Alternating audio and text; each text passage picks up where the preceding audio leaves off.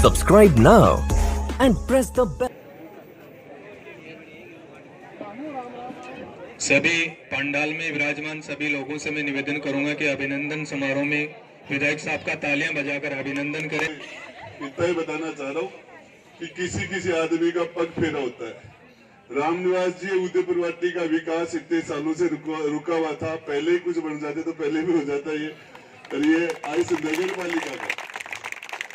नगर पालिका को जो आपने शानदार गहलोत जी के कड़ी से कड़ी जोड़ने का काम किया, राजस्थान के लोकप्रिय मुख्यमंत्री गहलोत जी से, और उनसे मैं वादा करके आया था। जब मैं नगर पालिका के चुनाव में आया तो मैंने गहलोत साहब से कहा था कि मैं उदयपुर वाटी के नगर पालिका में पहली बार जा रहा हूं और मैं जाऊंगा, जो मैं बातें कह के आऊंगा आपको पूरी करनी पड़ेगी, नहीं तो मैं जाता ही नहीं।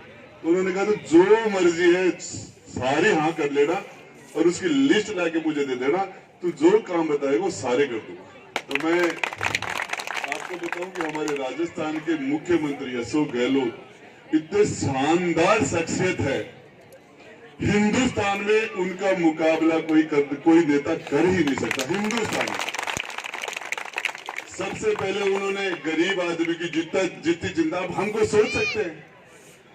अभी उन्होंने बजट में एक घोषणा की कि घायल आदमी को रोड के ऊपर तड़प रहा है, लोग ये सोचते थे कि हम इसको उठा के ले जाएंगे तो हमारे मुकदमा लग जाएगा, पुलिस हमें पूछताछ करेगी।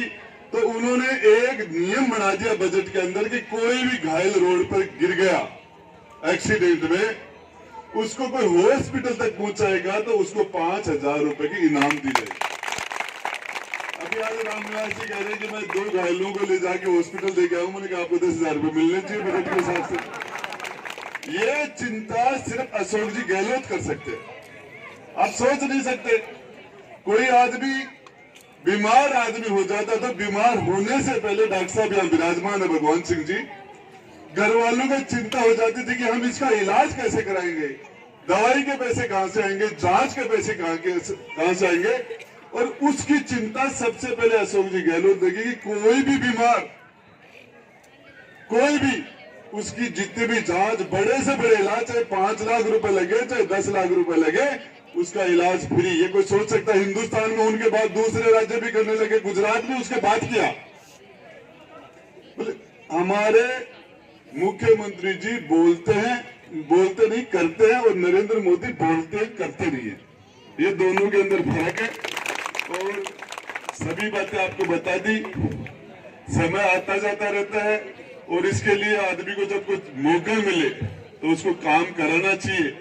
किया हुआ कर्म तो अभी ये गवर्नमेंट कॉलेज, आज इसके अंदर हमारे बड़ी तादाद में सैकड़ों नहीं हजारों बच्चियां पढ़ेगी और फीस नहीं लगेगी। और जो सरकारी कॉलेज होने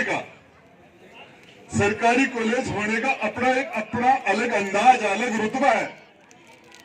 1-1 लाख रुपए, 2-2 लाख रुपए एक प्रोफेसर को तनख्वाह मिलती है। वो हमारे बच्चों को पढ़ाएंगे, फ्री, कोई फीस नहीं लगेगी। नहीं तो बेटियों को तो स्कूल सरकारी कॉलेज में भेजते नहीं थे, फीस कौन देगा। बेटों को प्राइवेट के अंदर में भेजने में फीस लगती है, तो बेटों को तो भेज देते थे, बेटियों को भेजते नहीं थे। सरकारी स्कूल में भी क्या करते हैं, सरकारी स्कूल में बेटियां पढ़ेंगी और प्राइवेट स्कूल में लोग अपने बेटों को भेजते थे।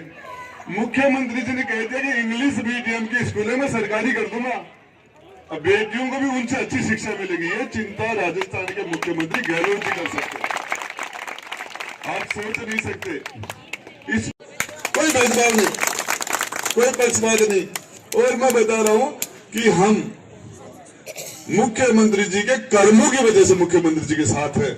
इस राजस्थान प्रदेश को बनाने में उन्होंने कोई सोच सकता है? गांव के अंदर नरेगा की वजह से लोगों के तकदीर बदल गए। पहले 100 दिन का रोजगार था और उन्होंने 200 दिन, हर परिवार को 200 दिन का रोजगार, और 200 रुपए से कम नहीं मिलेंगे। और वो 200 रुपए किस चीज के मिलते हैं? महिलाएं जाती हैं, 4 घंटे बात करके आ जाती है, घर में 200 रुपए आ जाते हैं।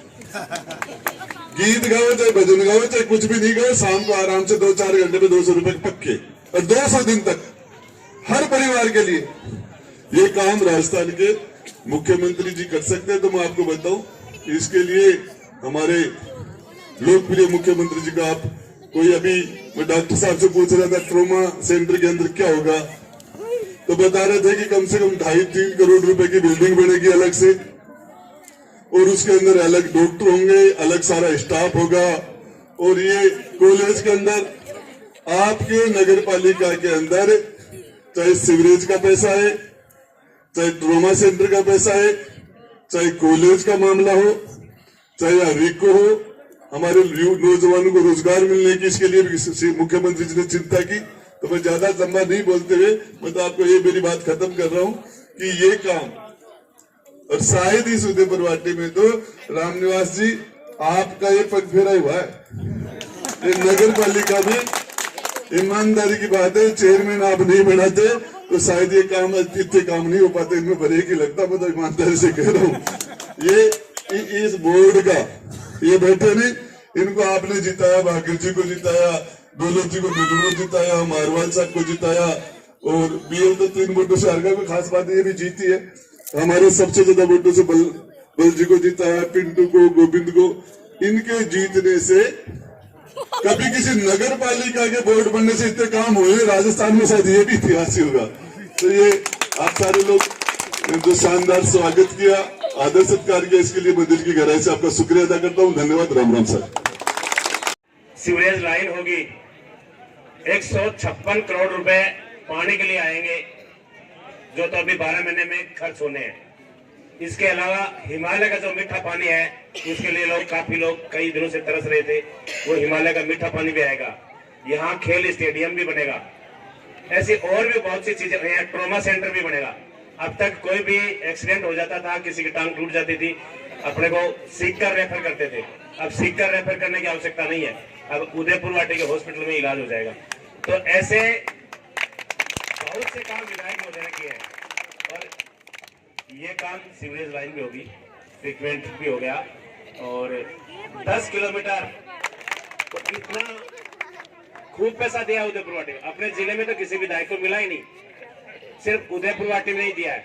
और इस बजट में इतना पैसा देने का मूल कारण यह था कि अपने विधायक महोदय, अपने मुख्यमंत्री अशोक जी गहलोत हैं, उनके खासम खास है ये। और खास भी इसलिए है कि राजेंद्र जी गुड्डा ने ही अशोक जी गहलोत की 2 बार कुर्सी बचाई है, 1 बार नहीं 2 बार बचाई है। इस बार भी ये बसपा के 6 विधायक एक साथ आकर कांग्रेस में शामिल हुए। गहलोत जी की कुर्सी डगमगा रही थी, लेकिन उन्होंने बचा लिया। इससे पहले भी ये 6 विधायक कांग्रेस में शामिल हुए थे, तो अशोक जी गहलोत की कुर्सी को मजबूती मिली थी। और इस बार तो 1-1.5 महीने तक सरकार उसमें रही, होटलों में बंद रही, राज्यपाल के पास गई, पूरे विधायक, पूरे मंत्री, पूरी सरकार गई, और वहां भी सबसे ज्यादा बड़ा गुत्ता दूंगा था। राज्यपाल के यहाँ जो धरना था, उसमें सबसे ज्यादा बहस करने वाले या बोलने वाले अपने विधायक ही थे। तो मैं तो इतना ही कहूंगा, आज बजट सत्र में आपने जो दिया उसके लिए हम आपका सम्मान कर रहे हैं और आपको धन्यवाद भी दे रहे हैं। धन्यवाद। जय भारत। हमारे लोकप्रिय विधायक राजेंद्र सिंह जी गुड्डा का अपन सब मिलकर सम्मान किया है। ये बहुत बिजी रहते हैं, तो अपने लिए टाइम दिया है, इसको मैं बहुत बहुत धन्यवाद देता हूं। मैं जो बजट की बात हमारे चेयरमैन साहब ने बताई है, तो मैं तो ये कहना चाहता हूं कि साहब इतना बजट दे दिया है कि अगला चुनाव विधायक का निर्विरोध होना चाहिए, तो दूसरा सामने नहीं आना चाहिए। ऐसा काम कर दिया। जनता आपसे बहुत खुश है। ये जो साहब पब्लिक आपके सामने खड़ी है, इसमें इतनी खुशी है कि राजेंद्र सिंह गुड्डा क्या चीज है, कहते हैं वो करते हैं। इसने जैसे कोई काम की हाँ कर दी कि ये काम होगा, तो फोन पर ही हो जाएगा, इन जाने की जरूरत नहीं है। तो मैं तो साहब का ये कहना चाहता हूँ कि आप लोगों ने हमारे तेरे लाल की जित देखो तितलाल, लाली तेरे लाल की जित देखो तितलाल, लाली देखकर मैं गई, मैं भी हो गई लाल, मैं भी हो गई लाल। विधायक महोदय, आपके इस बजट सत्र में नहीं, आपके कार्यकाल को पूरी राजस्थान की जनता, पूरे राजस्थान की जनता का चेहरा है, पूरे राजस्थान की जनता का। एक बार आपकी खिलखिलाती तालियों के साथ में विधायक महोदय को आमंत्रित करूंगा। हाथ खड़े करके जबरदस्त